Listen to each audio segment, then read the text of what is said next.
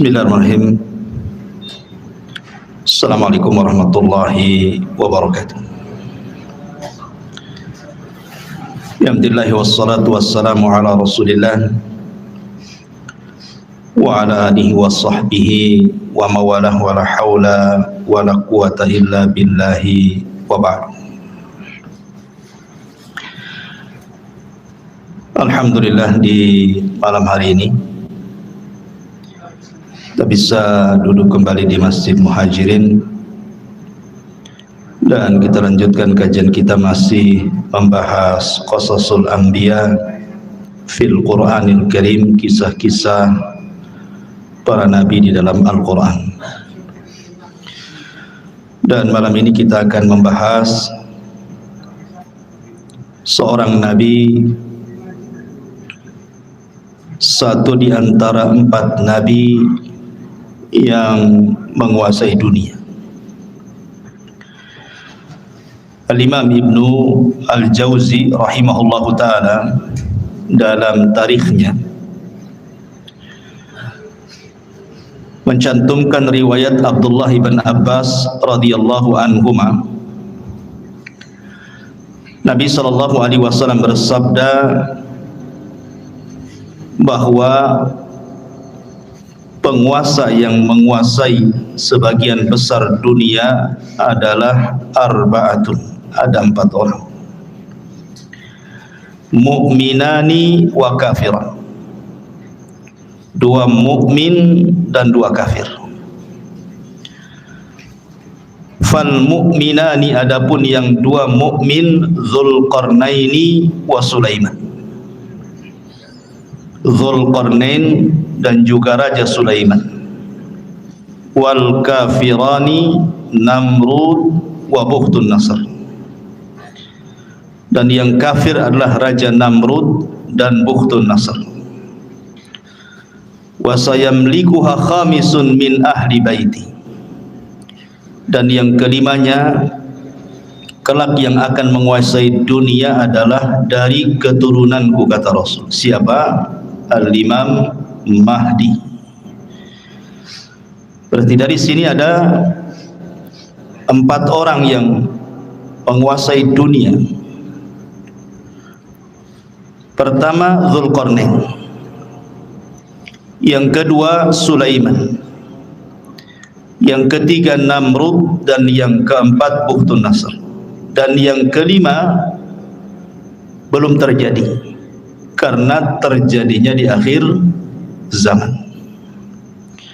Al-Mahdi Muntadhar, yang banyak orang mengklaim dirinya sebagai Imam Mahdi. Yang terakhir seorang wanita di mana ya? Di Garut atau di Cianjur gitu ya, bahwa katanya kedatangan Imam Mahdi sudah sampai di sana sehingga membuat gempa katanya. Gimana kok ada seorang wanita ngaku Imam Mahdi, ini ceritanya gimana? Imam Mahdi itu laki-laki, keturunan Nabi sallallahu alaihi wa ala alihi wasallam. Taib, kita bagi 2 cerita Nabi Allah Sulaiman ini. Kisah yang pertama, kisah Nabi Allah Sulaiman di masa ayahnya masih hidup, Nabi Allah Daud alaihi salam. Kemudian kisah yang kedua setelah wafatnya Nabi Daud. Bagaimana kisah 2 fase ini? Ma'asyiral muslimin yang dimuliakan Allah Subhanahu wa taala, Al-Quran menyebut Sulaiman 16 kali di 6 surat. Pertama dalam surah Al-Baqarah, kedua dalam surah Al-An'am, ketiga dalam surah Al-Anbiya, keempat dalam surah An-Naml, kelima dalam surah As-Saba, dan keenam dalam surah Sad. Inilah surat-surat yang menceritakan tentang kisah Nabi Allah Sulaiman. Di dalam Al-Quranul Karim, Allah Subhanahu wa ta'ala berfirman, wa warisa Sulaimanu Dawuda, dan Sulaiman mewarisi seluruh warisan Daud. Kalimat mewarisi bukan berarti warisan harta. Karena Nabi SAW bersabda, nahnu ma'asyiral anbiya, kami para nabi, kata Nabi SAW, tidak pernah mewarisi harta. Ma tarakna sadaqah, apa yang kami tinggalkan itu adalah sedekah.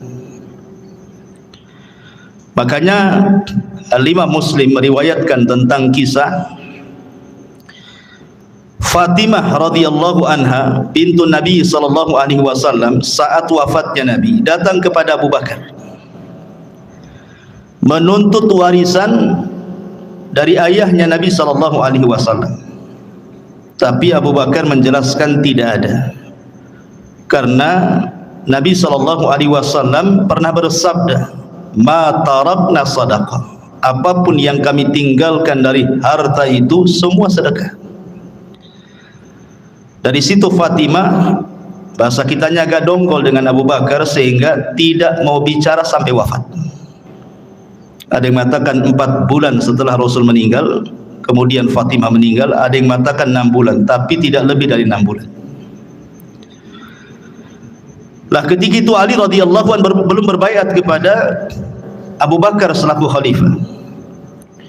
Kemudian setelah Fatimah meninggal dikuburkan, malam-malam dikuburkannya, Abu Bakar tidak dikasih tahu. Karena juga ada perasaan tidak senang Ali kepada Abu Bakar, bukan masalah kekhilafahan, tetapi masalah waris. Jadi Ali radhiyallahu an setelah itu mendatangi Abu Bakar, kemudian mengemukakan ketidaksukaannya, kenapa dia menzalimi ahli bait, kok tidak dibagikan warisan Nabi. Maka Abu Bakar tetap mengatakan bahwa Nabi tidak mewarisi, walaupun ada harta tidak bisa diwarisi oleh ahli warisnya, karena seluruh harta Nabi, baik yang ada di Fadak atau yang ada di Khaybar gitu ya, atau bagian khumus dari ghanimah, itu semua jadi sedekah. Abu Bakar tetap berpegang dengan sabda Nabi SAW, baru Ali paham. Setelah itu kemudian Ali berbaiat kepada Abu Bakar di tengah-tengah manusia, dan manusia pun senang karena Ali sudah akur lagi dengan Abu Bakar. Lah dari hadis yang dikeluarkan Muslim ini menunjukkan bahwa tidak ada satupun Nabi yang mewarisi harta kepada ahli warisnya. Lalu apa kalimat wa warisa Sulaimanu Daud di sini? Sulaiman mewarisi hartanya Nabi Daud? Bukan. Maksudnya Sulaiman mewarisi kerajaan dan juga kenabian, bukan harta. Sebab kalau kita membaca kitab-kitab ahli kitab dari perjanjian lama, Nabi Daud itu anaknya bukan Sulaiman saja, istrinya banyak. Tahu berapa istrinya Daud? 300 itu istrinya. Kemudian selirnya 700. Anaknya banyak, tidak mungkin kemudian hartanya dikasih satu orang namanya Sulaiman saja kan. Ini menurut versi mereka seperti itu. Jumlah istrinya Nabi Daud 300, kemudian selirnya sampai 700. Antum berapa? Satu, cukuplah satu saja. Jadi yang diwariskan di sini adalah kerajaan dan juga kenabian. Dan inilah keutamaan Nabi Allah Sulaiman di antara seluruh para nabi Bani Israel, karena hanya ada 2 nabi, saya ulangi, yang mendapatkan 2 keutamaan yang tidak dimiliki Bani Israel atau nabi-nabi Bani Israel atau raja-raja Bani Israel. Sebab Bani Israel itu kalau jadi raja, raja saja, kalau jadi nabi, nabi saja. Tetapi Nabi Allah Sulaiman ini menggabungkan dua-duanya seperti ayahnya Daud, raja plus nabi. Itulah keutamaannya Nabi Allah Sulaiman alaihi salatu wassalam. Jadi di sini Sulaiman mewarisi kerajaan dan juga kenabian, bukan harta. Karena Allah Subhanahu wa taala memberikan kepada Sulaiman jauh lebih kaya dibandingkan ayahnya. Makanya ayahnya tidak disebut raja penguasa dunia, yang disebut justru Sulaiman. di antara 4 raja penguasa dunia adalah Sulaiman, Zulkarnain, Namrud, Bukhtun Nasr, dan kelak di akhir zaman Al-Mahdi Al-Muntadhar, Imam Mahdi yang ditunggu-tunggu kaum muslimin. Nabi Allah Sulaiman alaihi salatu wassalam meminta kepada Allah Subhanahu wa taala untuk dicerdaskan, dan harusnya kita juga sama meminta kepada Allah Subhanahu wa taala untuk diberikan pengetahuan. Makanya Nabi SAW selalu berdoa, Rabbi zidni ilma, ya Allah tambahkan pengetahuan kepada. Itu Nabi yang jelas-jelas dapat wahyu saja masih minta ditambah ilmu, apalagi kita. Disebutkan dalam hadis Abdullah ibn Amr ibn As radhiyallahu an, ketika Sulaiman selesai membangun Masjidil Aqsa, ingat bukan membangun dari pondasinya, karena Masjidil Aqsa juga sudah dibangun oleh Nabi Yakub sebelumnya. Jadi ketika Nabi Ibrahim dan juga Ismail membangun Masjidil Haram, maka Nabi Yakub membangun Masjidil Aqsa. Jarak antara Yakub kepada Sulaiman itu jauh sekali, ratusan tahun pun gitu ya, sehingga kemudian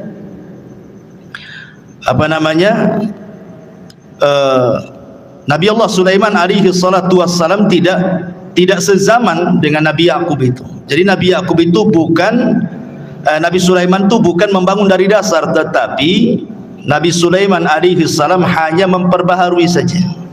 Dia memperbaharui apa yang sudah ada, kemudian dibuat pondasi, di atas pondasi itulah yang disebut dengan Haikal Sulaiman, yang sekarang sedang dicari-cari oleh orang Yahudi.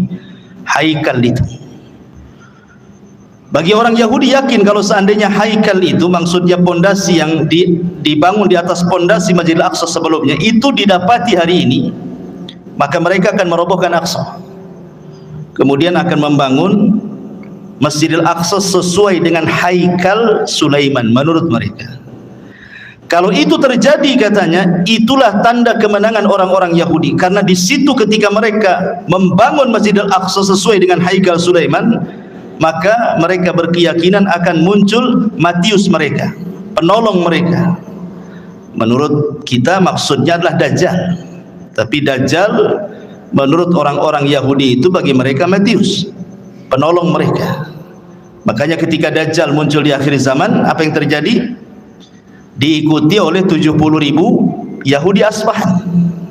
Jadi Dajjal itu ditunggu-tunggu oleh mereka gitu ya. Baik. Lah ketika selesai membangun Masjidil Aqsa, Nabi Sulaiman berdoa dengan 3 doa. Doa yang pertama, kata Nabi Allah Sulaiman alaihi salatu wassalam, sa'alallaha hukman yusadifu hukmahu wa mulkan la yanbaghi li ahadin min ba'di. Dia meminta kepahaman kepada Allah agar jangan sampai setiap putusannya ketika dia memutuskan sesuatu kepada Bani Israel kecuali sesuai dengan putusan Allah. Kemudian yang kedua, dia meminta kepada Allah Subhanahu wa taala agar kekuasaan yang dianugerahkan oleh Allah kepada Sulaiman jangan dimiliki siapapun setelahnya, hanya Sulaiman saja yang punya. Makanya Nabi SAW ketika sedang sholat, kemudian diganggu oleh jin, syaitan, kemudian ditangkap, kemudian dicekik, maka Rasul merasakan dingin air liur daripada jin syaitan ini. Kemudian Rasul mengatakan, kalau seandainya aku tidak ingat doa Sulaiman, wa mulkan la yanbaghi li ahadin min ba'di, kekuasaan yang tidak boleh dimiliki siapapun, sudah kuikat jin itu di tiang masjid supaya dilihat manusia dan dijadikan mainan, kata Rasul. Artinya dari sini bahwa Nabi Allah Sulaiman alaihi salatu wassalam meminta kepahaman kepada Allah agar jangan sampai putusannya salah. Jangan sampai putusannya salah, kalau bisa sesuai dengan putusan Allah Subhanahu wa taala. Makanya Allah kabulkan keinginan Sulaiman. Allah berikan Sulaiman berbagai macam mukjizat yang luar biasa. Nanti kita jelaskan. Baik, kita akan cerita fase di mana Nabi Sulaiman masih bersama ayahnya Nabi Allah Daud alaihi salatu wassalam berdasarkan Al-Quran dan hadis-hadis yang sahih saja. Adapun kalau ada kisah-kisah Israiliyat itu hanya sekedar pelezat cerita saja, nggak perlu diyakini, nggak perlu didustakan, ya nggak perlu dibenarkan, ya sebagai pelengkap saja. Ma'asyiral muslimin yang dimuliakan Allah Subhanahu wa taala. Suatu ketika ada satu kisah dari dua wanita yang dua-duanya itu punya bayi. Dua wanita ini sedang mandi ceritanya. Kemudian bayinya diletakkan di samping pemandian. Rupanya ada serigala. Kemudian dimakanlah salah satu bayinya, kemudian dibawa kabur ke hutan. Akhirnya kemudian setelah mandi dua wanita ini didapati cuma satu bayi. Maka oleh yang paling besar kakaknya wanita ini diambil bayi itu dan mengatakan, ini milikku. Kata adiknya, bukan, ini milikku.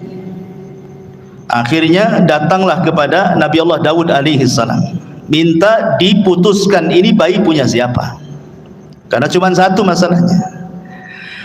Maka Nabi Allah Daud alaihi salatu wassalam tentu dengan ijtihad beliau seorang nabi.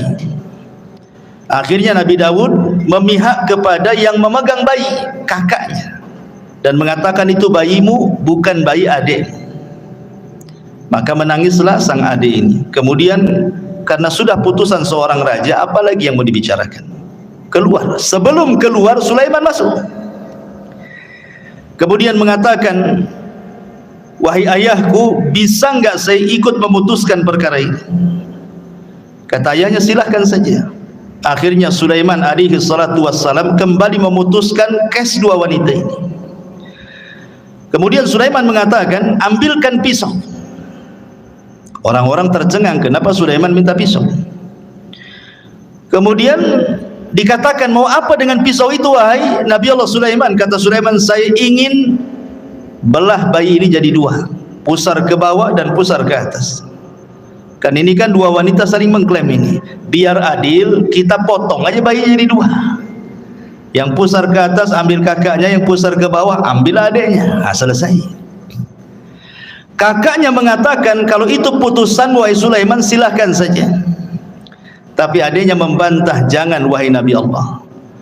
Kalau memang engkau hendak membunuh bayi itu dengan cara memutuskan jadi dua, memotong jadi dua, sebaiknya serahkan saja bayi itu kepada kakak saya. Enggak apa-apa, saya tidak punya bayi. Dari sini Sulaiman tahu siapa wanita yang punya rahmat, siapa wanita yang tidak punya rahmat. Kata Sulaiman, itu bayimu, bukan bayi kakakmu. Kenapa? Karena kakaknya tidak ada rahmat. Masa mau dipotong, silahkan saja. Sementara adiknya enggak mau, berarti menunjukkan bayi itu bayi adiknya. Karena biasanya seorang ibu ada keterikatan emosional dengan anaknya kan? Maka Sulaiman mengatakan, ambil itu bayi. Dari sini Allah mengatakan, wa fahamna Sulaiman, kami berikan kepahaman kepada Sulaiman. Ini satu kisah. Kisah yang kedua, ini disebutkan di dalam Al-Quran surah Al-Anbiya ayat 78. Allah Subhanahu wa taala berfirman, wa Dawud wa Sulaimana idh yahkumani fil harthi idh nafashat fihi ghanamul qaumi wa kunna li hukmihim syahidin. Dan ingatlah kisah Daud dan Sulaiman, kata Allah, ketika keduanya memberikan putusan mengenai ladang, karena ladang itu dirusak oleh kambing-kambing milik kaumnya, dan kami menyaksikan keputusan yang diberikan oleh mereka. Bagaimana kisahnya?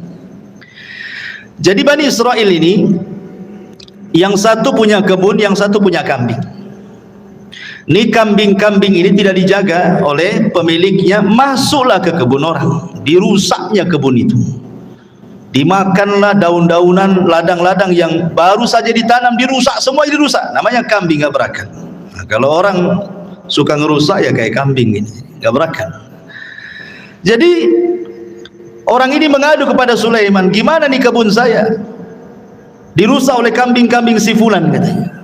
Kata Nabi Allah Daud, kalau gitu datangkan orang yang punya kambing. Didatangkanlah yang punya kambing dengan yang punya kebun di hadapan Nabi Allah Daud. Maka Daud kemudian memberi putusan bahwa yang punya kambing ini harus membayar dengan kambing-kambing dia seharga kebun yang dirusaknya.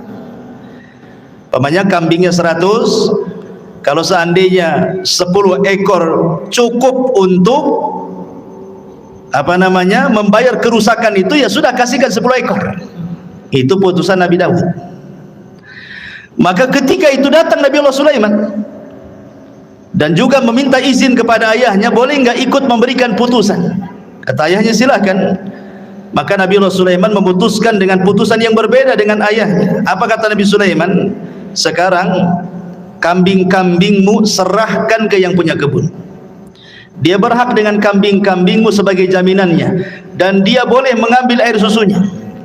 Sementara engkau yang punya kambing, kau perbaiki kebunnya sampai sesuai dari sebelumnya, sebelum dirusak. Jadi suruh Nabi Sulaiman tukar-tukaran di sini. Yang punya kebun pegang kambing, yang punya kambing pegang kebun, supaya kebunnya ditanami lagi sampai kesedia kala baru kambingnya diambil lagi sebagai jaminan.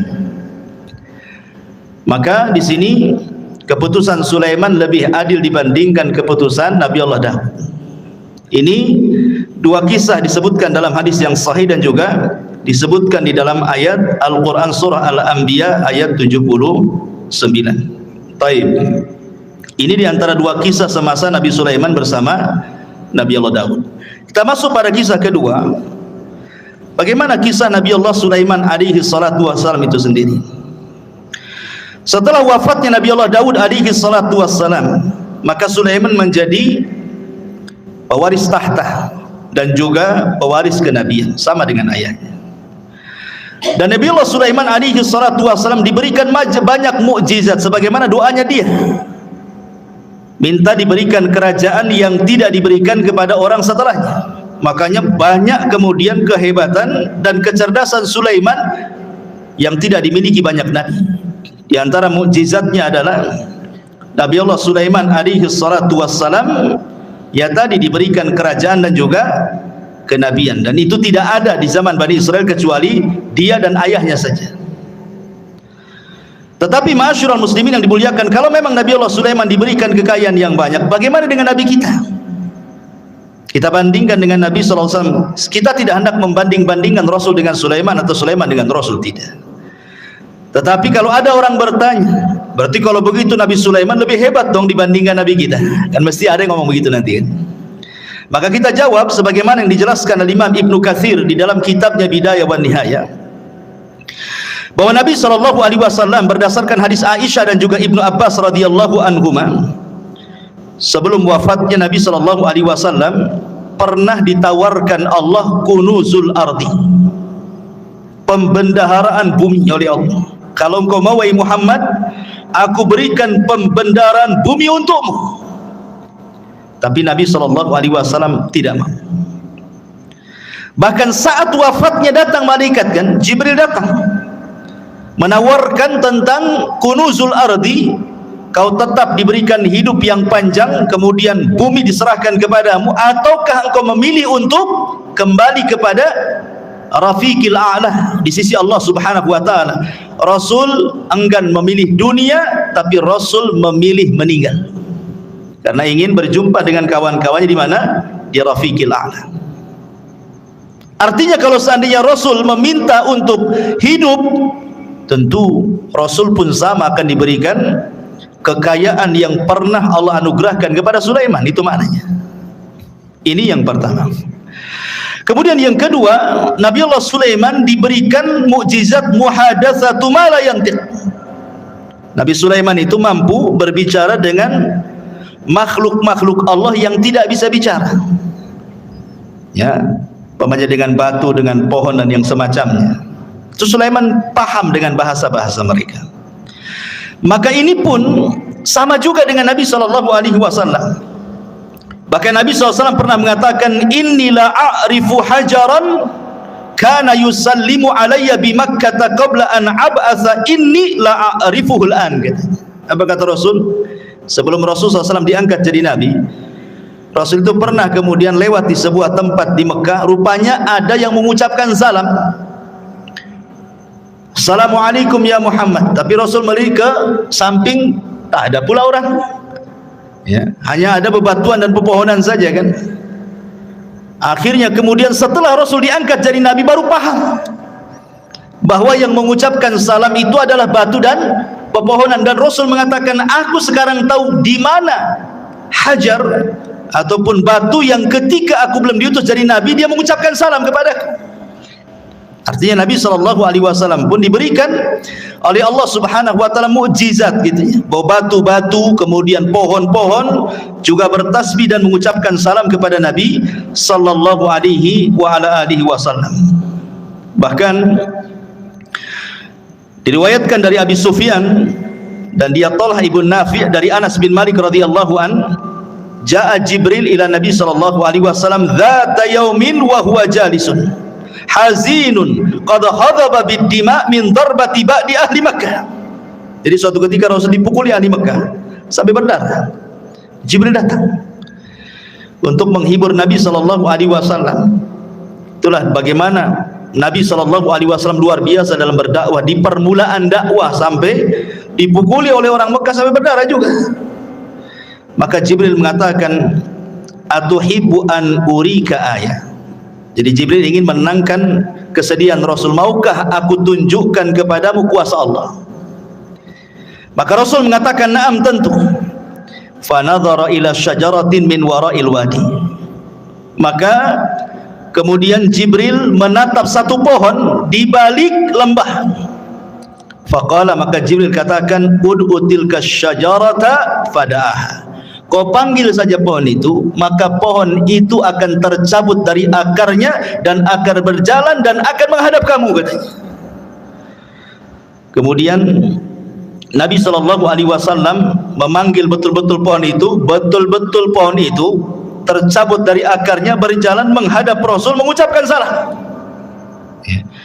Kemudian kata Jibril, murha, perintahkan dia untuk kembali. Maka Rasul pun memerintahkan dia untuk kembali. Kata Rasul, hasbi, cukup, katanya. Artinya kalau Nabi sallallahu alaihi wasallam mau, semua pohon bisa diperintahkan. Ya kan? Kalau mau.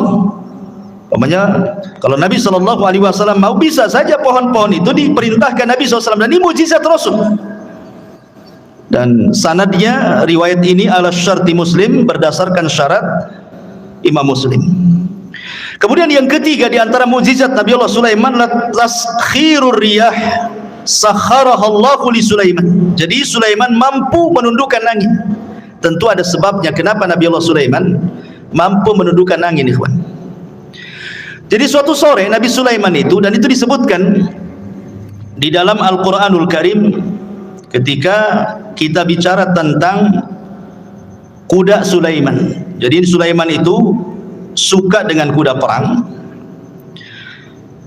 Jadi sore hari itu Sulaiman saking senangnya dengan kuda-kuda itu, karena kan Sulaiman ahlul jihad. Tentu di zaman itu tidak ada kendaraan untuk perang melebihi kuda. Kalau di zaman sekarang ya ada pesawat, ada tank, macam-macam kan itu ya. Zaman dulu ya kuda saja. Itu binatang yang paling hebat di dalam berperang. Makanya Allah bersumpah dalam Al-Quran, wal adiyati ghabha, demi kuda-kuda perang yang mengeluarkan suara terengah-engah. Dan Rasul mengatakan bahwa di ubun-ubun kuda perang itu ada barokah sampai kiamat. Dan Rasul mengatakan 3 olahraga yang disunnahkan: berenang, kemudian memanah, kemudian berkuda. Memang kuda itu ada keistimewaan. Dan di akhir zaman nanti perangnya kaum muslimin melawan orang-orang Nasrani itu dengan kuda, karena teknologi sudah tidak ada. Ya. Artinya kuda ini berkahnya sampai kiamat. Maka Sulaiman suka dengan kuda. Ya. Jadi suatu sore dia memandang kudanya, mengelus-ngelus kudanya gitu ya. Dan ingat, ada kuda khusus. Sulaiman itu punya kuda, dia punya sayap. Jadi ya ada kuda-kuda biasa, tapi ada khusus kuda Nabi Sulaiman itu bersayap dia. Ya, jadi bisa terbang dengan kuda itu dengan sayap. Dari mana kita tahu kudanya Sulaiman itu bersayap? Dari perkataan Nabi SAW, dari senyumnya Rasul ketika Aisyah radhiyallahu anha masih kecil. Aisyah kan masih kecil kan, usianya masih muda. Jadi suka dengan boneka-bonekaan. Lah di antara boneka yang di depan Aisyah itu kuda yang bersayap.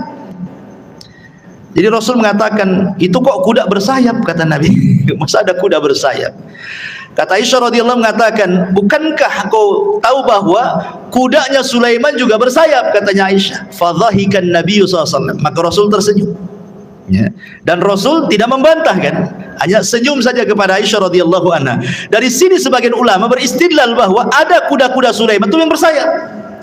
Walaupun ada yang membantah bahwa Aisyah ini hanya menukilkan cerita-ceritanya orang-orang Quraisy, dan Rasul juga tersenyum, ya, tidak mengatakan mengiyahkan dan juga tidak mentidakkan. Jadi ada juga yang membantah tidak ada, ya kuda-kuda tidak bersayap. Tapi ada juga yang mengatakan kuda Sulaiman itu ada yang bersayap gitu ya. Jadi saking asiknya dia memandang kuda Sulaiman itu, lupa dia sampai matahari terbenam. Harusnya dia melaksanakan dua rakaat salat, karena salat itu sudah ada sejak zaman dulu. Lihat Zakaria, wa huwa yusalli fil mihrab, dia sedang salat di mihrab, menunjukkan para nabi salat, ya. Jadi sampai terbenam matahari lupa salat dia, setelah terbenam baru ingat salat. Menyesal Sulaiman. Maka disebutkan di dalam Al-Quranul Karim tentang kisah Nabi Sulaiman ini, idh urida alaihi bil asyi as-safinatul jiyad. Ingatlah ketika pada satu sore dipertunjukkan kepada Sulaiman kuda-kuda yang jinak tetapi sangat cepat larinya. Faqala, maka Allah katakan, inni ahbabtu hubbal khair, menghikayatkan perkataan Sulaiman.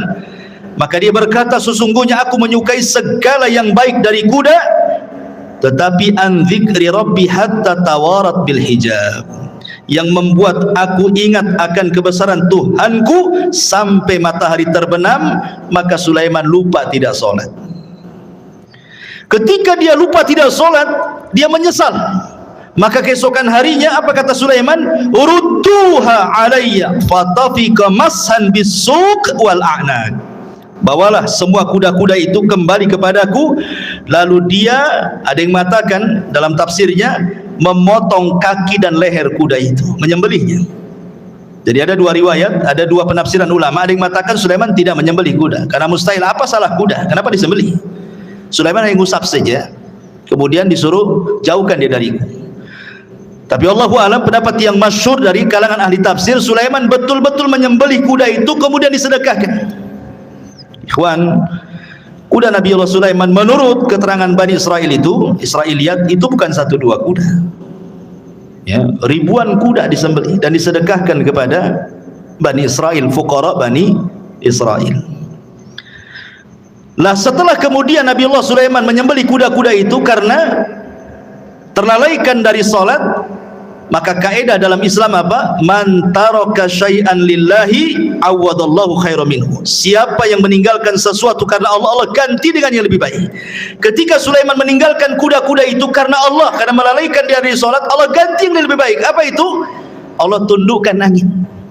Jadi Sulaiman itu kalau berperang, dia membuat semacam papan kayu-kayu besar gelondongan gitu, kemudian diikat-ikat, jadilah macam perahu, ya. Jadi kalau Sulaiman itu mau pergi kemana saja, naik saja dia di atas perahunya. Apa yang perlu dibawa, kuda atau pasukan apa, nanti dia suruh angin untuk mengangkatnya, tinggal pergi. Lebih enak kan, naik kuda kan. Makanya disebutkan dalam Al-Quran itu, kalau kuda itu mampu berjalan 1 bulan, cuman setengah, pagi berangkat, sore sudah sampai. Kalau naik kuda, sebulan perjalanan. Dan itu berarti Allah berikan yang jauh lebih baik dibandingkan kuda. Itulah sebabnya ditaklukkan angin kepada Nabi Allah Sulaiman alaihi salatu wassalam. Taib. Bagaimana dengan Nabi sallallahu alaihi wasallam? Apa keutamaan yang mungkin setara dengan ditundukkan angin kepada Nabi Allah Sulaiman? Maka Imam Ibnu Katsir rahimahullahu taala menyebutkan beberapa perbandingan. Beliau mengatakan, amma taskhirur riyah li Sulaiman faqad qala Allahu fi sya'nil ahzab. Kalau memang Sulaiman ditundukkan angin sehingga mudah untuk berperang melawan musuh-musuhnya, maka Rasul pun diberikan oleh Allah Azza wa Jalla dengan mukjizat yang sama yang dicantumkan dalam surah Al-Ahzab. Ya ayyuhalladzina amanu Udhkuru ni'matallah alaikum id ja'atkum junudun fa arsalna alaihim rihan wa junudan lam tarauha. Wahai orang-orang yang beriman, ingatlah nikmat Allah atas kalian ketika kami datangkan tentara-tentara kami, kata Allah, dalam bentuk angin, dan juga tentara-tentara yang tidak dilihat, maksudnya malaikat. Ya. Jadi kalau Sulaiman untuk berperang mereka atau dia dan juga pasukannya dibawa oleh angin, maka Allah Subhanahu wa taala juga memberikan mukjizat, tentara-tentara Allah membantu Rasulullah, termasuk angin dan juga para malaikat. Makanya ada istilah nusirtu bis sabah wa uhlikatil adu bid-dabur, kata Rasul. Aku ditolong dengan angin pagi dan kaum Ad dihancurkan dengan angin sore. Makanya sepanjang sejarah Nabi SAW tidak berperang, kalau menyerbu sebuah kaum tidak pernah menyerbu siang, sore atau malam, maka Rasul akan menyerbu di waktu subuh. Kalau terdengar azan, Rasul tidak menyerbu, menunjukkan daerah itu daerah Islam. Dari sini istidlalnya para ulama membedakan negeri Islam dengan negeri kafir itu dari suara azan. Jangan seperti orang-orang yang terpaham radikal membedakan negara Islam dengan negara kafir itu dari segi undang-undang. Undang-undang kita ini mengacu kepada Belanda, taugut. Negara kita kan negara taugut nih, kayak dia aja yang muslim tuh. Ya. Bukan itu yang membedakan negara Islam dengan negara kafir. Kalau dalam negara itu banyak saut-sautan adzan, berarti negara Islam tuh. Kalau ada sebagian negara kita memang tidak sesuai dengan apa yang diturunkan Allah dan Rasulnya, ini bukan pembeda bahwa negara itu dikatakan negara taugut seperti negara kita ini. Ini bukan negara taugut. Ya. Kita ini negara Islam, walaupun sebagian undang-undangnya tidak mengacu kepada Islam. Kenapa? Berdalil dengan hadis tadi. Kalau Nabi SAW mendengar suara azan, Rasul tidak menyerah, Rasul pulang. Tapi kalau Rasul tidak mendengar suara azan, berarti negeri kafir itu diserang sama Nabi. Berarti kalau masih dengar suara azan bersaut-saut, apalagi negeri kita luar biasa, bukan dari masjid saja, musola berserak, sampai ringtone handphone pun suara azan, apalagi gitu ya. Ma'asyiral muslimin yang dimuliakan Allah Azza wa Jalla, kembali, jadi Nabi SAW juga dikuasakan angin oleh Allah sehingga menghancurkan perang Ahzab itu, perang luar biasa ikhwan. Bayangkan Nabi dikepung, namanya Ahzab. Ahzab itu kelompok-kelompok. Siapa kelompok-kelompok ini? Orang kafir Quraisy bergabung dengan orang-orang Yahudi, bergabung dengan orang-orang suku-suku Arab yang benci dengan Nabi, bergabung dengan orang munafik dari dalam lagi. Kalau bukan karena Allah, kalah Nabi itu. Tapi Allah utus angin, kemudian menghempas tenda-tenda, menakutkan kuda-kuda mereka sehingga pada kabur semuanya, sehingga habis perbekalan mereka, kendaraan mereka enggak ada, pulang tunggang langgang, menang dalam perang Ahzab. Ya. Baik, kemudian juga dalam perang Badar 314 melawan 1000 lebih tentara. Rasul pun tidak punya pengalaman perang. Sahabat yang dibawa pun bukan sahabat pilihan, karena dalam perang Badar itu tidak ada tuntutan sahabat ikut, karena memang tujuannya bukan perang, tujuannya mau mengambil hartanya Abi Sufyan yang dari Syam menuju ke Mekah. Untuk apa? Sebagai pengambil hak. Dulu mereka hijrah ke Madinah, hartanya diambil orang Quraisy. Sekarang orang Quraisy lagi dagang tuh, maka dagangannya mau diambil sebagai ganti apa yang sudah mereka ambil. Rupanya Abu Sufyan cerdas pula, ngirim dom-dom supaya memberitahu Abu Jahal bahwa dia akan diserang. Abu Jahal menyiapkan pasukan 1000. Rupanya terjadi perang Badar. Jadi perang Badar ini perang yang tak terduga masalahnya. Tetapi sampai Nabi ketakutan, takut kalah. Maka di malam harinya diistighotsah di samping Abu Bakar dan mengatakan, Allahumma intahlik hadhil isabah falan tu'bad abada. Ya Allah, kalau kau hancurkan kelompok yang sedikit ini, nggak ada lagi yang menyembah kamu di permukaan bumi, katanya. Allah menangkan 314 melawan 1000. Allah menangkan. Siapa yang Allah menangkan? Kaum muslimin. Dengan apa? Diutusnya oleh Allah 5.000 malaikat. 5.000 malaikat diutus. Kalau Sulaiman menggunakan tentara jin, tetapi Rasulullah SAW diutus oleh Allah bi 5.000 minal malaika. 5.000 malaikat turun dipimpin Jibril menggunakan kuda namanya Kaidum. Kudanya Jibril itu namanya Kaidum. Kaidum, Haizum. Haizum namanya. Ya, siapa kuda Jibril? Haizum. kaidum haizum, ya, sambil memacu kudanya. Sebentar saja kalah orang musyrik itu. Ya. Taib, masyarul muslimin yang dimuliakan Allah Azza wa Jalla. Ini mukjizat Nabi Sulaiman. Kemudian mukjizat Nabi Sulaiman yang lain, taskhirul jin. Bisa menundukkan jin. Dan itu disebutkan di dalam Al-Qur'anul Karim, wa minal jinni man ya'malu baina yadayhi bi'idni rabbi wa man yazik minhum an amrina nudhikhu min adzabis sa'ir ya'maluna lahu ma yasha' min mahariba wa tamathila wa jifanil kal jawab wa qudurir rasiyat. Dan sebagian jin yang bekerja di hadapan Sulaiman, di bawah kekuasaan Sulaiman dengan izin Allah, dan siapa yang menyimpang di antara mereka kalangan jin dari perintah kami, kami rasakan kepada mereka azab neraka yang apinya menyala-nyala. Maka para jin bekerja untuk Sulaiman sesuai dengan apa yang dikehendakinya, di antaranya membuat gedung-gedung tinggi, patung-patung, piring-piring besar seperti kolam dan periuk-periuk yang tetap berada di tungkunya. Jadi membuat periuk besar, kuali yang tidak bisa diangkat kecuali jin, saking besarnya kuali itu untuk masak, ya.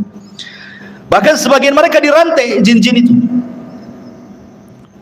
karena ada jin-jin itu yang mereka tidak nurut, makanya perlu dirantai dan diawasi. Ya, kalau punya proyek Sulaiman itu membuat gedung-gedung besar, maka Sulaiman akan duduk mulai dari terbit sampai terbenam matahari. Bagaimana jin itu bekerja? Sehina itulah jin di mata Sulaiman. Ya, karena itu mukjizatnya Sulaiman bisa menundukkan jin. Baik. Masyarul muslimin yang dimuliakan Allah Azza wa Jalla, maka Nabi SAW pun sebenarnya kalau tidak teringat dengan doa Sulaiman, tentu dia pun bisa menundukkan jin, kan itu. Kan tadi sudah saya ceritakan, Rasul ketika sholat diganggu oleh syaitan, ada yang mengatakan iblis, langsung iblis yang mengganggu. Kemudian dicekik oleh Nabi. Kemudian dia meniatkan untuk mengikat di tiang masjid. Kemudian Rasul teringat dengan doa Sulaiman. Wa mulkan la yanbaghi li ahadin min ba'di. Bahwa tidak boleh ada orang yang punya kekuasaan sepeninggalku. Ketika Rasul ingat ini, Rasul melepasnya. Ya. Artinya bahwa Nabi SAW juga bisa menundukkan atas izin Allah Subhanahu wa taala kalau Rasul mau, kan itu. Tapi Rasul teringat doanya Nabi Sulaiman, makanya Rasul kemudian melepaskan. Dan ini juga di antara mukjizat Nabi SAW. Lebih-lebih kalau di bulan Ramadan, apa yang terjadi? Sufidati syayatin. Ya, Nabi SAW diberikan kabar gembira oleh Allah Subhanahu wa taala, idza ja'akum ramadan futihat abwabul jannah wa ghuliqat abwabun niran wa sufidati syayatin. Pintu surga dibuka, pintu neraka ditutup, setan-setan diikat semua. Ditundukkan oleh Allah Subhanahu wa taala untuk nabinya apabila datang bulan Ramadan. Ya. Kemudian juga di antara mukjizat Nabi Allah Sulaiman adalah fahmu lughatil hayawan. Sulaiman paham dengan bahasa binatang. Contoh ketika Nabi Sulaiman ini menyiapkan pasukan besar untuk menyerang, kemudian lewat ke sebuah lembah. Di lembah itu ada pasukan semut. Tiba-tiba kemudian salah satu semut atau pimpinan semut mengatakan, ya ayyatuhan namlu dukhulu masakinakum la yakhtimannakum Sulaiman wa junuduhu wa hum la yash'urun. Hei pasukan semut, kata pimpinannya, segera kalian masuk ke rumah-rumah kalian. Sebentar lagi Sulaiman dan pasukannya mau datang. Jangan sampai menginjak kalian kemudian mati dan mereka tidak sadar. Lihat husnudzonnya semut kepada Sulaiman dengan kalimat tidak sadar. Artinya kalau kalian terinjak itu bukan karena kesalahan mereka, karena mereka tidak sadar menginjak kalian, itu maksudnya. Itulah husnudzonnya binatang. Binatang aja bisa husnudzon sama orang. Kita ini suudon saja sama orang gitu. Enggak ada husnudzonnya aja. Ini juga kemudian Sulaiman mendengar dari kejauhan. Dia paham bahasa semut. Apa yang terjadi? Ketika Sulaiman mendengar pimpinan semut ngomong begitu, fatabassama dhahikan min qauliha. Sulaiman tersenyum, habis itu tertawa lebar karena paham dengan ucapannya. Kemudian Sulaiman karena diberikan anugerah seperti itu, dia bersyukur. Apa doanya? Rabbi auzi'ni an ashkura ni'mataka allati an'amta alai wa ala walidai wa an a'mala salihan tardah wa adkhilni bi rahmatika fi ibadika salihin.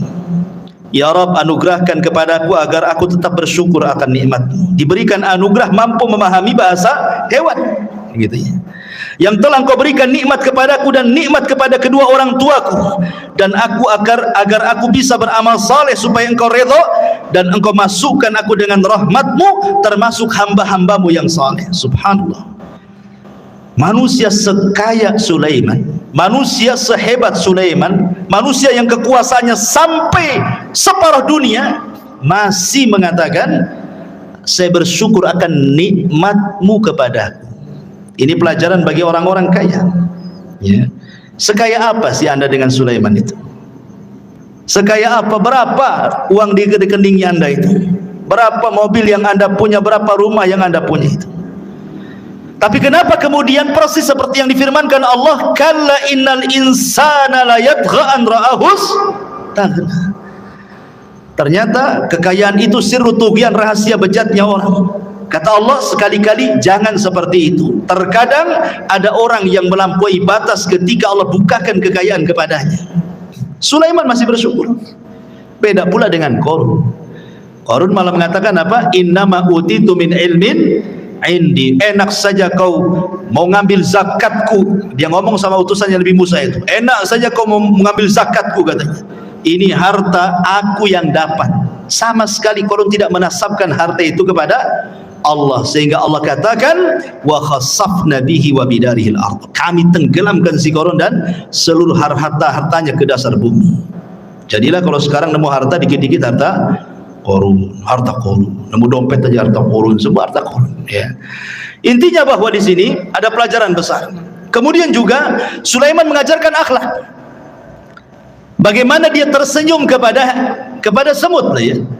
Dan senyum itu bagian daripada akhlak yang sangat murah tetapi besar nilainya, besar pengaruhnya, ikhwan. Apalah susahnya senyum coba? Senyum itu tidak susah, tapi pengaruhnya besar. Senyum itu jauh lebih berpengaruh dibandingkan ngomong, ya. Karena biasanya orang yang suka senyum itu langsung disukai orang. Beda dengan orang yang jarang senyum, gitu kan, susah orang suka. Tapi orang yang suka senyum, ya manis senyumnya, karena orang suka senyum. Beda kalau orang jarang senyum, sekali senyum pahit tuh biasanya. Nah, ini senyum ngapain nih? Jangan-jangan mau pinjam uang pun, katanya kan. Artinya bahwa sebagaimana ulama mengatakan akhlak itu terbagi tiga, dari leher ke atas, kedua tangan, dan dari atas kepala ke bawah, kan. Itu akhlak namanya. Dari leher ke atas di situ ada mata. Orang yang jarang melotot kalau ngomong berarti punya akhlak. Orang yang jarang mengeluarkan kata-kata kotor kecuali santun, maka itu berakhlak. Telinganya tidak mendengar kecuali yang dibolehkan dia mendengar. Hidungnya tidak mencium kecuali yang dibolehkan dicium. Senyumnya selalu tersebar. Itu akhlak namanya, ya. Kemudian kedua tangan mudah membantu orang. Kemudian dari badan ke atas, ketika kita bicara dengan orang, kita berhadap-hadapan. Jangan badan kita ngadap kemana, orang pula ngadap ke kita. Mentang-mentang dia kaya, pejabat, kemudian nggak direken ngomong apa sebelah itu. Dia ngadap sana, orang ngadap sini, kan itu. Nggak berakhlak badannya, ya. Jadi itu akhlak namanya. Sulaiman mengajarkan akhlak, fatabassam, dia pun senyum. Dan Rasul mengatakan tabassumuka li akhika sadaqah. Senyum kamu kepada saudaramu itu sedekah. Coba bayangkan, kalau antum senyum ketemu orang senyum, berapalah sedekah. Mungkin antum bakhil mengeluarkan uang, ya. Gantilah uang itu dengan senyum, kan enak. Tapi kalau tengok kotak infak jangan senyum. Nggak penuh-penuh nanti, maksudnya kalau ketemu orang, gitu ya. Baik, kembali bahwa Nabi Allah Sulaiman alaihi salatu wassalam mampu paham dengan bahasa binatang. Sekarang bagaimana dengan Nabi sallallahu alaihi wasallam? Al-Imam Ibnu Katsir mengatakan, walaqad u'tiya Muhammadun sallallahu alaihi wasallam misla dzalik wa aktsar minhu. Rasul pun diberikan hal yang sama, bahkan lebih banyak dibandingkan Sulaiman, kata Imam Ibnu Katsir. Faqad taqaddam dzakarna li kalamil bahaim was-siba wal haninil jad'i wa ragha'il ba'ir wa kalamil syajari wa tasbihil hasa wal hajari wa du'aihi iyahu ila akhir perkataan Ibnu Katsir. Saya contohkan beberapa kisah. Pertama, kisah Abi Sa'id Al-Khudri radhiyallahu anhu. Jadi ceritanya Abu Sa'id Al-Khudri ini menceritakan, jadi ada seorang penggembala, tiba-tiba datang serigala. Penggembala datang serigala, diambillah satu kambing itu, dibawa kabur ke hutan. dikejar sama yang punya kambing.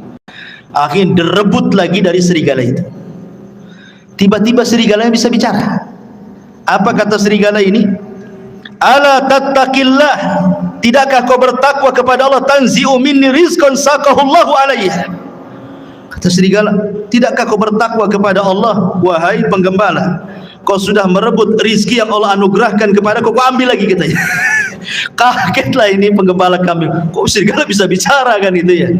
Ini aneh ini serigala ini, kok bisa bicara gitu. Kalau sekarang kan tengok di punggungnya ada baterainya enggak? Gitu, berarti robot itu ya. Nah, kemudian orang ini mengatakan, ya ajibah, dzambun yukallimuni kalamal insi. Saking herannya penggembala ini mengatakan, kok kamu bisa bicara seperti manusia, katanya.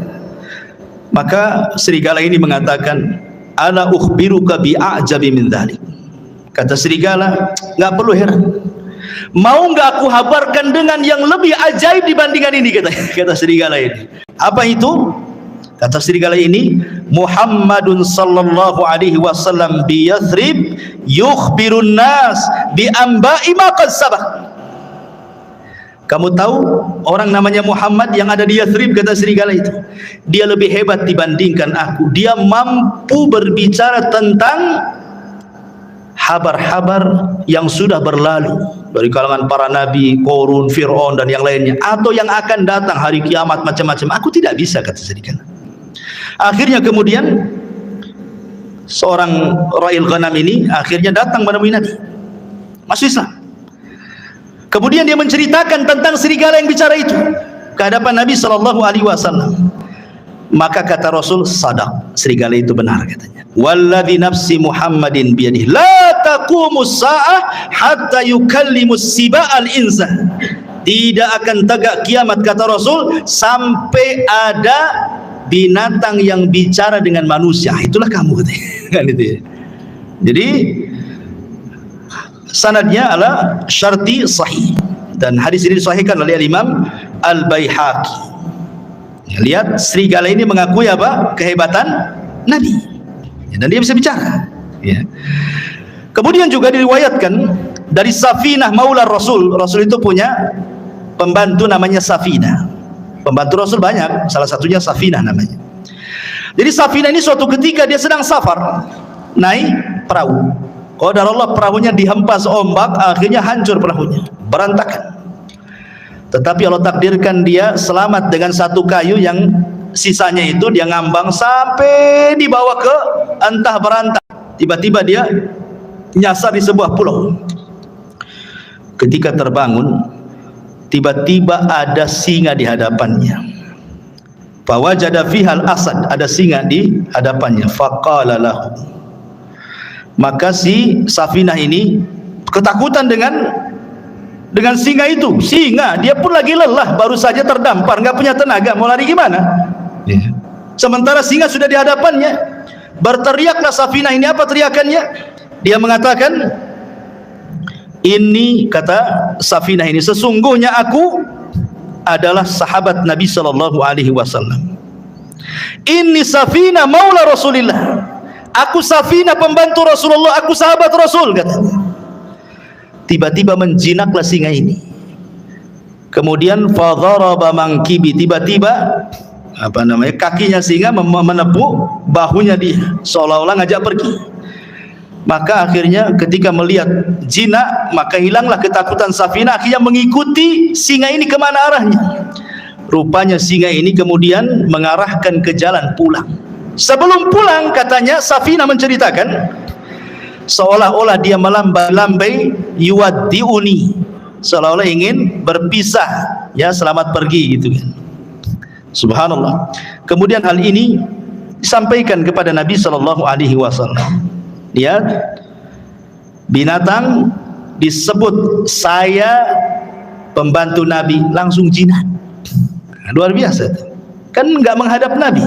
Nabinya di mana? Safinah hanya beritahu, saya ini pembantu Nabi. Tadinya singa yang garam jadi lunak gitu. Tapi antum jangan praktekkan. Masuk ke kandang singa, saya umat Nabi, apa nggak diterkam? Ya.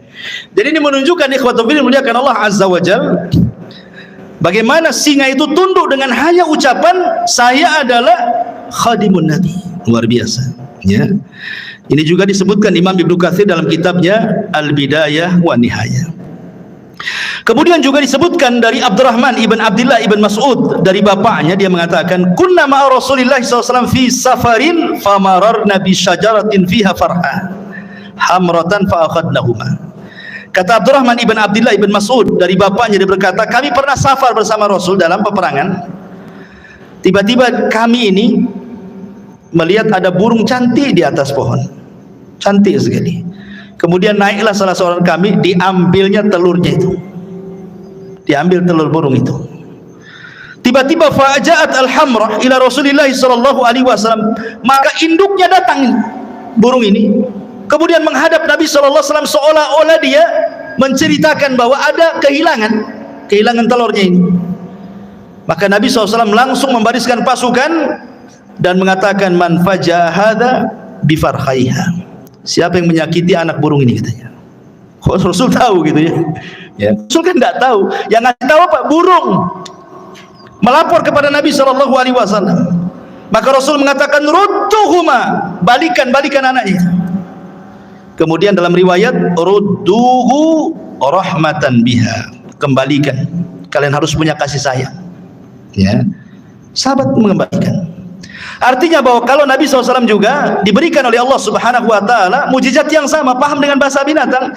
Sampai Imam Ahmad meriwayatkan dari musnadnya kisah tentang Anas bin Malik radhiyallahu an, bahwa suatu ketika Anas bin Malik radhiyallahu an masuk bersama Rasul di haid min haidil Ansar, di ganggang kota Ansar, kota Madinah, ya.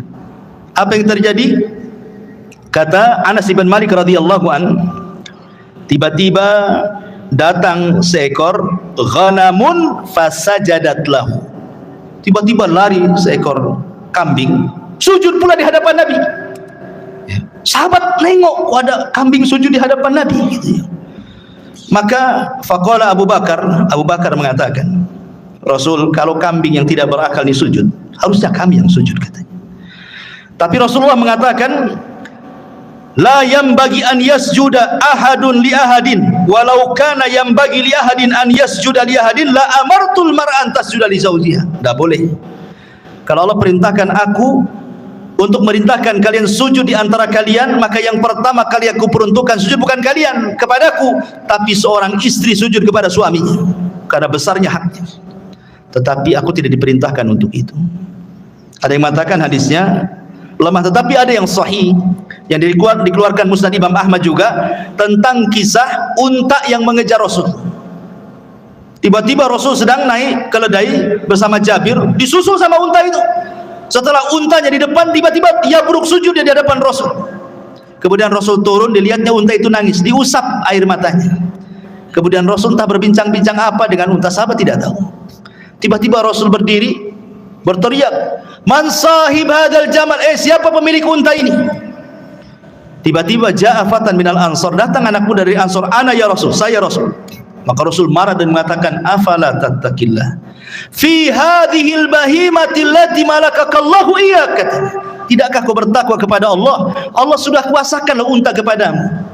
Kenapa engkau tidak merawatnya? Innaka tuji'uhu wa tut'ibu. Kau hanya membuat unta sakit dan engkau membuat unta lapar. Kau hanya bisa mempekerjakan saja, tidak bisa mesejahterakan.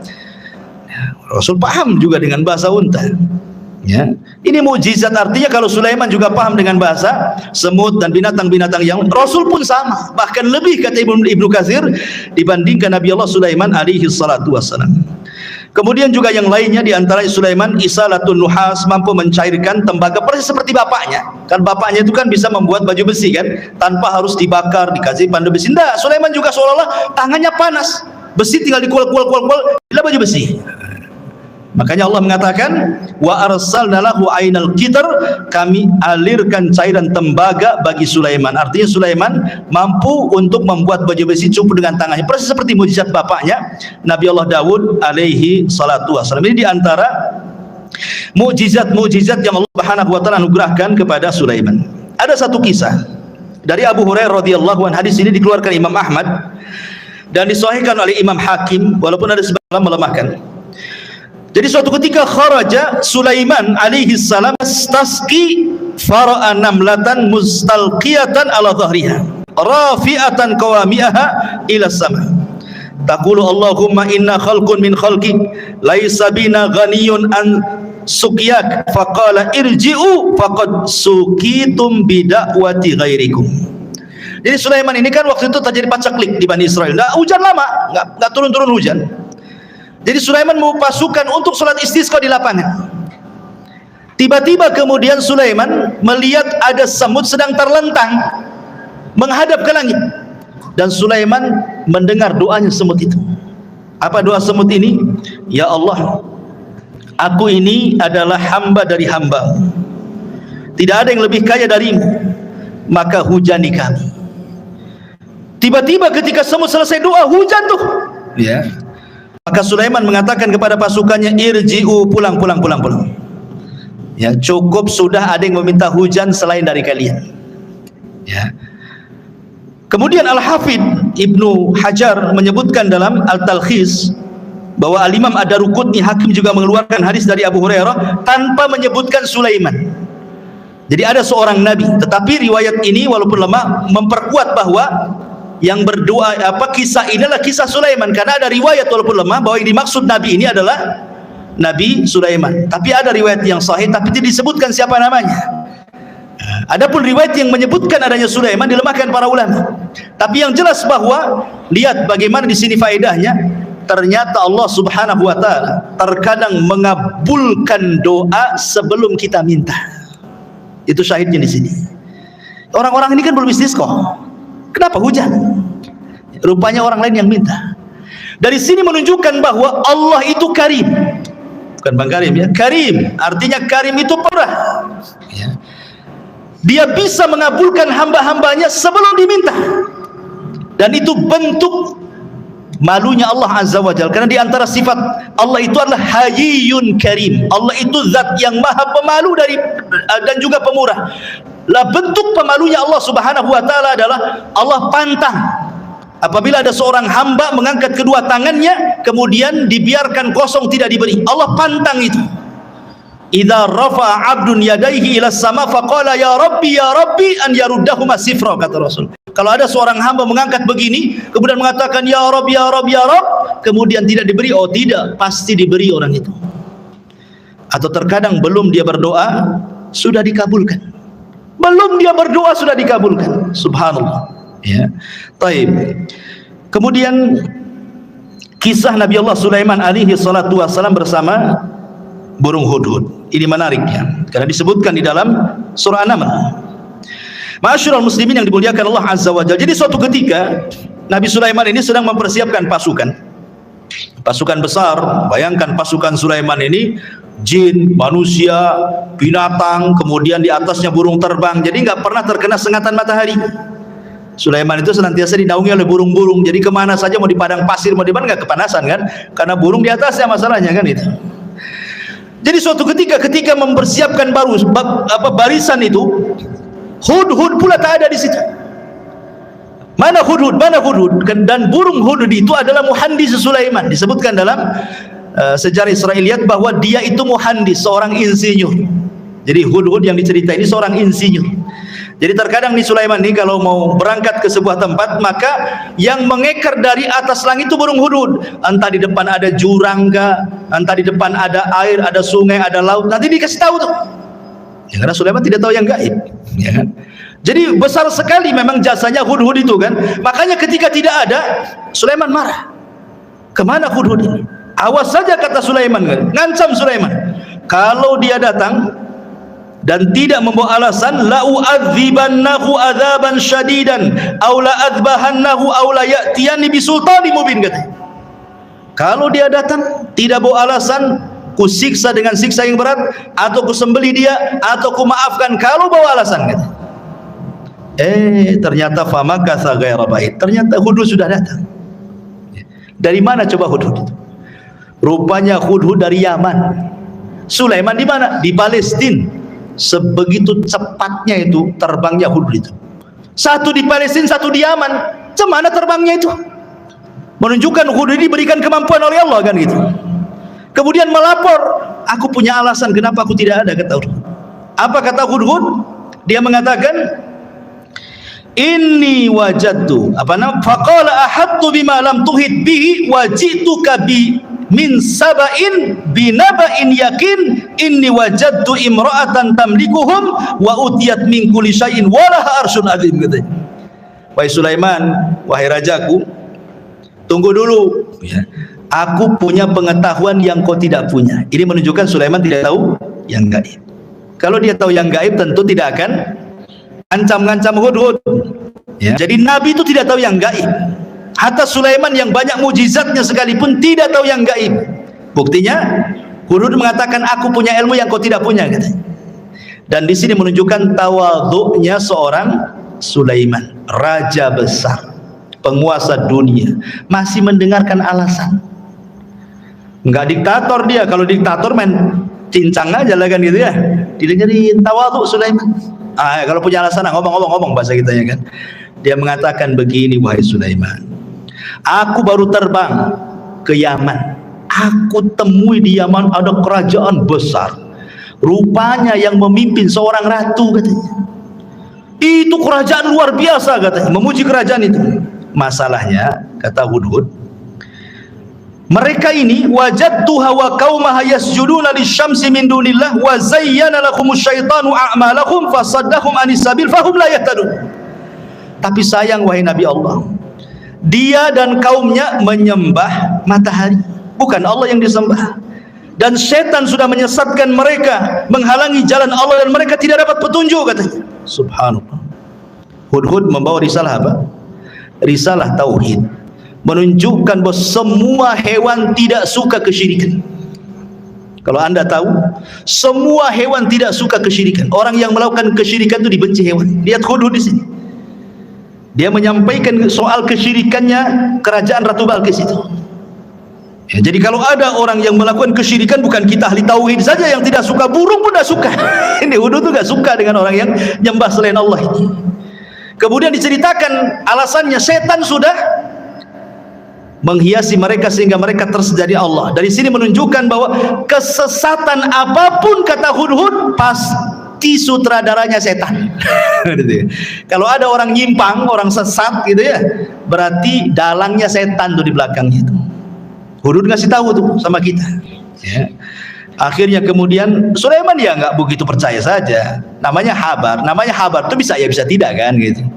Makanya Sulaiman akhirnya gini saja, kita lihat asadaqta am kunta minal kadhibin. Kita lihat beritamu, apakah engkau termasuk orang dusta ataukah benar beritamu itu. Jangan asal cerita saja, bawa bukti, katanya. Nih aku akan tulis surat. Bawa surat itu ke ratu yang ada di sana. Akhirnya ditulis. Lah tulisannya salah satunya apa? Bismillahirrahmanirrahim. Jadi pertama yang menulis Bismillahirrahmanirrahim itu Nabi Sulaiman. Sebelum Nabi kita, Nabi Sulaiman sudah menulis Bismillahirrahmanirrahim min Sulaiman, dari Sulaiman. Itu sejarah awal Bismillah itu. Ketika Ratu Balqis sedang duduk-duduk, datang si Hudhud itu ngasih surat. Dibaca surat itu, kagetnya bukan kepala. Ya. Habis itu kemudian dia kumpulkan tuh pembesar-pembesarnya Ratu Balqis ini. Kemudian Ratu Balqis mengatakan, qalat ayyuhal mala inni ulqiya ilayya kitabun karim. Telah sampai kepadaku surat yang karim. Lihat, Ratu Balqis menghargai surat itu. Dia tahu karena isi surat itu dari seorang nabi ya. Kemudian Ratu Balqis mengatakan, ya ayyuhal mala aftuni fi amri ma kuntu qati'ata amran hatta tashhadun. Sekarang bagaimana pendapat kalian? Ini raja maunya kita masuk Islam, kalau tidak dia serbu kita, katanya. Kata raja-raja ini, kata para pembesarnya, tunggu dulu wahai ratu, nahnu ulu quwwatin wa ulu ba'sin syadid wal amru ilaiki fangduri madza ta'muri. Tenang, kita ini kerajaan besar, tentara kita kuat, kita hadapi sajalah, katanya. Tapi putusan tetap kepadamu. Nurut kepada Ratu Balqis. Ratu Balqis ini orang berakal, makanya dia mengatakan kepada para pembesarnya, ingat, innal muluk idza dakhulu qaryatan afsaduha wa ja'alu izzata ahlaha adillata wa kadzalika yaf'alun. Ingat, siapapun negerinya, manapun negerinya, kalau sudah diserang musuh, pasti orang mulia akan jadi hina, nanti jadi tawanan, ya, nanti akan dibunuh, nanti anaknya, ibunya jadi yatim, menjanda, macam-macam lah kan gitu. Ini bahaya, ndak usah lah kayak gitu. Gini sajalah kata Ratu Balqis, dia kan ngaku nabi. Gimana kalau seandainya kita kirim hadiah banyak-banyak saja? Kita lihat kata Ratu Balqis, kalau memang dia seorang nabi, pasti dia akan tidak akan menerima hadiah ini. Tapi kalau dia raja yang haus kekuasaan, pasti diterima. Kita lihat nabi atau bukan katanya. Itu cerdasnya Ratu Balqis itu. Dikirim hadiah banyak-banyak. Ya. Ketika kemudian Sulaiman mendapatkan hadiah itu, Sulaiman mengatakan, qala atumiddunani bimal fama atani Allah khairun mimma atakum bal antum bihadiyatikum tafrahun. Kata Sulaiman, enak saja kalian kirim hadiah katanya. Aku sudah punya semuanya, yang aku miliki, yang Allah berikan itu jauh lebih baik daripada yang engkau miliki, kata Sulaiman. Lihat, Sulaiman selalu menasabkan kepada Allah di sini. Apa kata dia? Atumidduni bimali fama atani Allah. Ini bahasanya. Yang Allah berikan kepadaku, kata Sulaiman, jauh lebih baik dibandingkan yang Allah berikan kepada kalian, hai Balqis, katanya. Begitulah seorang muslim, harusnya apapun nikmat sekecil apapun nasabkan ini dari Allah, gitu maksudnya. Ini Sulaiman orang kaya, penguasa, tapi masih menasabkan kepada Allah terus kan itu. Kita sudah kere, sudah miskin, ini uang saya, enak saja suruh sedekah kan. Masyaallah muslimin yang dimuliakan Allah Azza wa Jalla. Akhirnya kemudian Ratu Balqis sedikit ngeper juga, ternyata seorang nabi, karena Sulaiman sudah tahu siapa dia kan itu ya. Dan Sulaiman tahu bahwa Ratu Balqis akan masuk Islam. Dari mana tahunya? Dari akalnya yang cerdas. Dia tidak mau perang, malah ngirim hadiah. Jadi Sulaiman mengira-ngira ini pasti dapat hidayah wanita ini. Makanya kemudian Sulaiman akhirnya apa? Punya siasat, dikumpulkannya pasukannya, jinnya, orang soleh dikumpulkan. Apa kata Sulaiman? Sebelum si Balqis datang ke sini, baiknya istananya kita pindahkan dari Yaman ke sini, katanya. Siapa yang bisa mindahkan istananya Ratu Balqis ke hadapanku, kata Sulaiman. Akhirnya qala ifritun minal jin, bangunlah jin ifrit. Ifrit itu di bawahnya iblis ya. Di bawahnya iblis ada namanya Marodah yang diikat di bulan Ramadan itu. Apa kata jin iblis? Ana atika bihi qabla an taquma min maqamik. Aku bisa mendatangkan istana itu, wahai Sulaiman, sebelum kau bangkit dari tempat dudukmu di singgasanamu itu. Menunjukkan bahwa jin punya kekuatan, bisa memindahkan sebuah istana kan, bisa dipindah. Apalagi mindah uang di celengan, paling mudah itu ya. Kalau antum punya uang di celengan kok hilang, jangan-jangan dipindah ifrit. Pas dicek tak ada lubang, betul lah dipindah jin. Tapi kalau ada lubang itu bukan jin yang pindah, orang rumah itu yang pindah. Jadi akhirnya ifrit mengatakan, perintahkan aku saja, sebelum kau bangkit istana sudah sampai di sini. Qala alladzi indahu ilmun minal kitab. Tiba-tiba seorang yang mempunyai ilmu dari kitab berkata, ana atika bihi qabla an yartadda ilaika tarfuk. Kalau aku tidak, wahai Sulaiman, perintahkan aku saja sebelum matamu berkedip sudah sampai istana itu. Terjadi silang pendapat, siapa orang ini kok sakti kali dibandingkan ifrit nih. Ada 4 penafsiran para ulama. Ada yang mengatakan bahwa dia adalah Jibril. Jibril turun dan mengatakan, saya akan pindahkan. Penafsiran yang kedua, ini ifrit tapi yang muslim, yang satunya kafir, yang mengatakan sebelum kau bangkit itu adalah ifrit kafir. Tetapi yang mengatakan sebelum berkedip ini ifritnya muslim. Itu satu penafsiran yang lain. Penafsiran yang ketiga, Sulaiman sendiri yang ngomong begitu. Aku bisa memindahkan sekejap, sebelum aku berkedip sudah sampai. Tapi pendapat yang masyhur dari kalangan para ulama bahwa yang memindahkanlah seorang laki-laki yang bernama Asif ibnu Barkhiyah. Asif pakai shad, Asif ibnu Barkhiyah, dialah orang kepercayaannya Nabi Musa yang diajar, yang mampu menguasai Ismul A'zam, nama-nama Allah yang agung. Kalau dalam Islam itu ada namanya Asmaul Husna. Di antara Asmaul Husna itu ada namanya Ismul A'zam.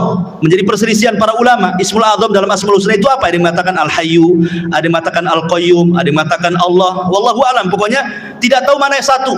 Kalau antum berdoa membaca Asmaul Husna 99 itu, insya Allah doa antum dikabulkan, karena pasti akan membaca Ismul A'zam. salah satu dari 99 yang kita tidak tahu yang mana satu itu Ismaul Azam itu. Nah, kalau berdoa cobalah baca semua itu Asmaul Husna itu. Boleh jadi pas dengan Ismaul Azam karena kan disembunyikan yang mana satu kita tidak tahu. Lah Asy bin Barkhiyah ini menguasai Ismaul Azam. Makanya kemudian dia berdoa kepada Allah sebelum berkedip istananya sudah sampai. Seorang-orangnya juga keangkut di istana itu. Bayangkan. Ratu Balkis datang ke hadapan Sulaiman. Kata Sulaiman, sebelum Balkis masuk ke istana, kita robah dikit katanya. Masih kenal nggak dengan istana gitu? Apa yang dirobah?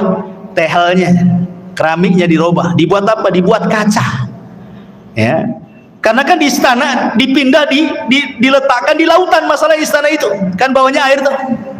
Dikasih kaca. Jadi seolah-olah kalau nginjak itu nginjak air gitu. Jadi kata Ratu Balkis kepada Sulaiman kepada Balkis, betul nggak istana? Kayaknya iya, kayaknya tidak katanya. Dia ragu-ragu deh. Iya ke tidak kan itu? Kalau tengok bangunannya iya, tapi kok isinya beda kan itu ya.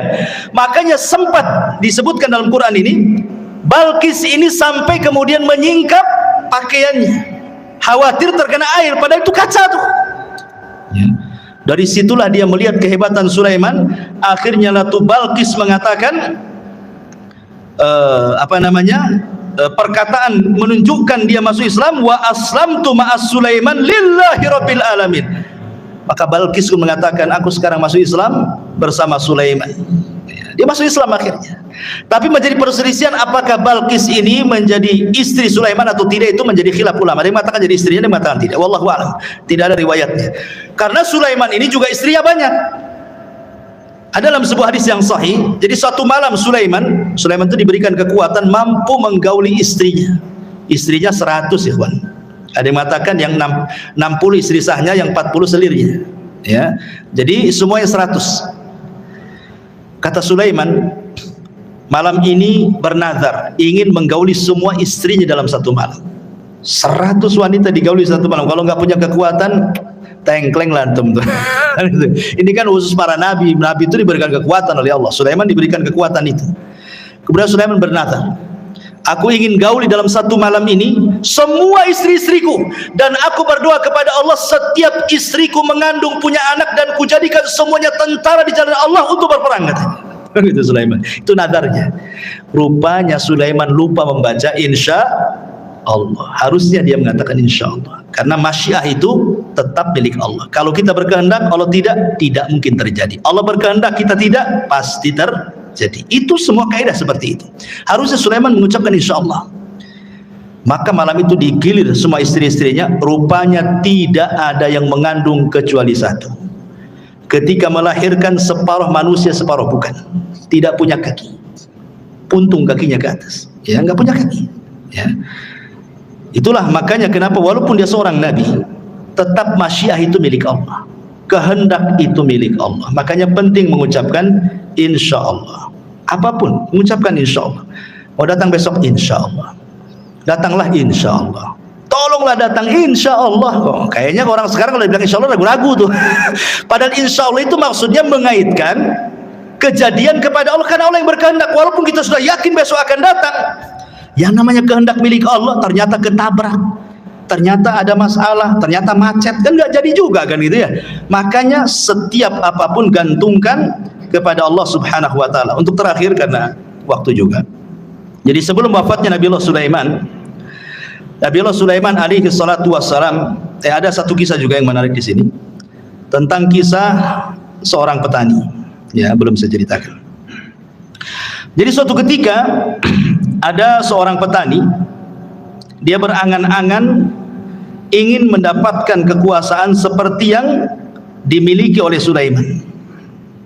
Akhirnya kemudian angin itu tiba-tiba kemudian memberitahu Sulaiman bahwa ada orang yang berangan-angan ingin seperti dia. Angin yang menceritakan kepada Sulaiman. Maka Sulaiman pun datang kemudian menemui petani itu dan mengatakan, wahai petani, janganlah kau berangan-angan sesuatu yang kau tidak mampu. Jangan. Ya, dan di sini juga ada berdoa itu sesuai dengan kemampuan. Jangan berdoa kepada Allah meminta sesuatu yang mustahil antum dapat. Walaupun kita tahu bahwa bagi Allah tidak ada yang mustahil, tapi kan kita melihat kenyataan. Ya, umpamanya antum ini hanya kerja ya gaji mungkin pas-pasan, serabutan, tukang bangunan ke ojek online atau apa gitu kan. Berdoa, ya Allah, jadikan aku presiden, umpamanya kan. Buatkan aku istana besar. Ya mustahil juga. Bagi Allah tidak mustahil, tapi kan kita tahu kemampuan kan. Ya, seperti orang ini kan meminta kepada Allah supaya diberikan seperti yang diberikan kepada Sulaiman kan. Maka Sulaiman mengatakan, janganlah meminta sesuatu kecuali yang engkau mampu. Kata Sulaiman, demi Allah, tasbihnya engkau satu kali, la tasbihatun wahidatun, kata Sulaiman, khairun minad dunya wa ma fiha. Kau cukup bertasbih, subhanallah, itu lebih baik dibandingkan dunia dan isinya, kata Sulaiman. Subhanallah ya, keistimewaan tasbih ya, subhanallah. Baik, jadi sebelum wafatnya Sulaiman tadi saya sudah jelaskan, Sulaiman membangun Masjidil Aqsa. Kemudian berdoa kepada Allah Subhanahu wa taala dengan 3 doa. Ya, salah satunya doanya apa? Supaya Sulaiman diberikan hukum yang tidak menyelisih hukum Allah. Yang kedua, agar kerajaannya yang sudah dikuasai jangan diberikan kepada orang yang setelahnya. Yang ketiga, siapapun yang datang ke Masjidil Aqsa tidak berniat kecuali untuk sholat, keluar seperti bayi yang dilahirkan tidak punya dosa. Kata Rasulullah, adapun yang 2 sudah dikabulkan, adapun yang ketiga aku hanya mengharap Allah mengabulkannya. Kenapa? Karena Rasul sudah sholat di Baitul Maqdis ketika Isra Mi'raj kan, itu ya, dia ingin dikabulkan yang ketiganya. Dan yang terakhir, kisah wafatnya Sulaiman.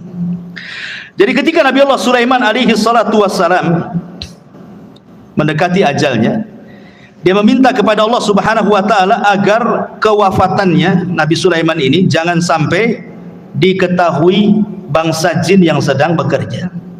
Karena memang walaupun demikian kan yang bekerja kepada Sulaiman bukan jin muslim saja, jin kafir banyak. Dan mereka harus ditunggu. Makanya Nabi Sulaiman itu kalau menunggu jin-jin kafir sedang bekerja itu mulai dari terbit matahari berdiri di singgasananya sampai terbenam matahari. Jadi betul-betul mereka diawasi terus 24 jam. Jadi suatu ketika Sulaiman ini sedang memegang tongkat. Kemudian Allah takdirkan datang malaikat maut mencabut nyawa Nabi Allah Sulaiman. Lama Sulaiman itu tidak dijelaskan dalam sejarah berapa lama dia duduk di singgasananya sambil bertelekan kepada tongkatnya gitu. Ya, sambil tongkat. Jadi yang menjadikan jasad Sulaiman tidak jatuh karena ada tongkat yang dipegangnya. Entah berapa lama, wallahu alam, tidak dijelaskan, Quran tidak menjelaskan, hadis juga tidak menjelaskan gitu. Yang jelas tiba-tiba tongkat itu dikerumuni oleh rayap, kemudian memakan tongkat itu sedikit demi sedikit.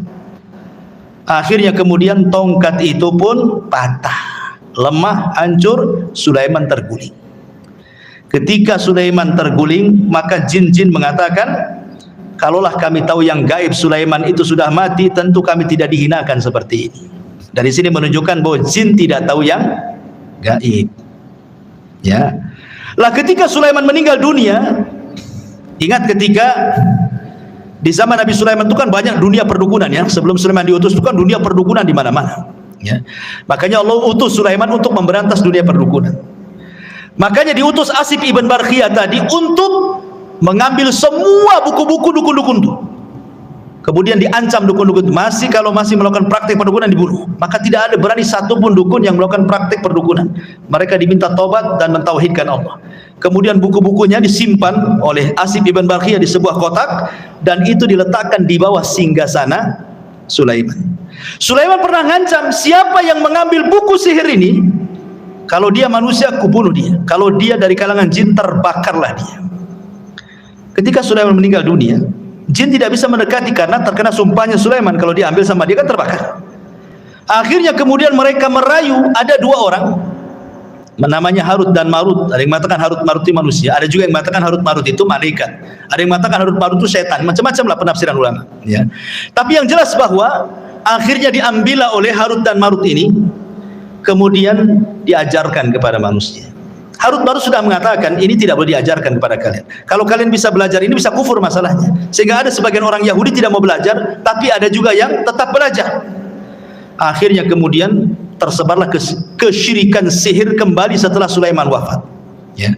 Lah jin ini iblis ini yang kemudian menghasut orang-orang untuk mengambil buku sihir di bawah singgasana Sulaiman mengatakan, kalian tahu nggak kenapa Sulaiman bisa menundukkan angin, bisa menundukkan ini itu macam-macam? Dia itu punya sihir. Kalau kalian tidak percaya, tolong di bawah singgasananya ada buku-bukunya. Kalau kalian ingin seperti Sulaiman, ambil pelajari katanya. Dari sinilah muncul keyakinan Yahudi bahwa Sulaiman itu bukan nabi, tetapi tukang sihir.